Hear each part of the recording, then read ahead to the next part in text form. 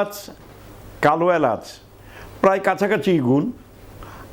একটা এলাচ মাটিতে হয়, এলাচ গাছের শিকড়ে হয়, আরেকটা এলাচ ফুলে হয়।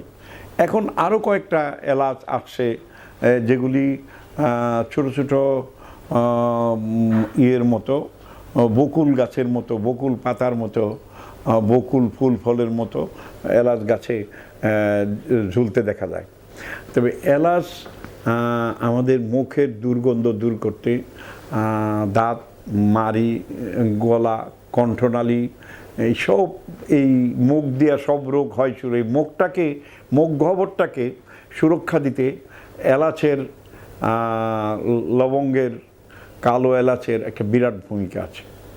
আর এটা এমনভাবে বাঙালির সাথে জড়িয়ে আছে যে হাজার বছর যাবৎ পোলাও, বিরিয়ানি, আমাদের ইভেন কি ডাল পাক করতেও অনেক জায়গায় ঘন ডালের ভিতরে একটু এলাচ দেয়, একটু দারচিনি, একটু লবঙ্গ দেওয়া হয়।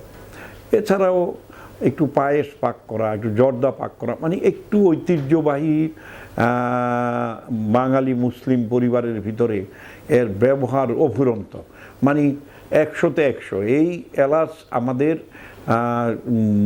মনে প্রাণে দিলের ভিতরে পরিবর্তন আনতে সহযোগিতা করে। যেরকম একজন লোক অনেক রেগে যাচ্ছেন, তাকে আগের দিনের মুরব্বীরা এসব গালের ভিতরে একটা এলাচ ভেঙে দিয়ে দিত যে তুমি এলাচটা মুখে রাখো, তোমার মেজাজটা যে গরম হচ্ছে এটা ঠিক হয়ে যাবে। কারণ অনেকেরই মেজাজ গরম হয়, মাথা এবং শরীরের ভিতরটা ভ্যাকুয়াম সৃষ্টি হয়। এলাচটাই ভ্যাকুয়ামটা প্রতিরোধ করতে পারে, মুখের দুর্গন্ধ দূর করতে পারে।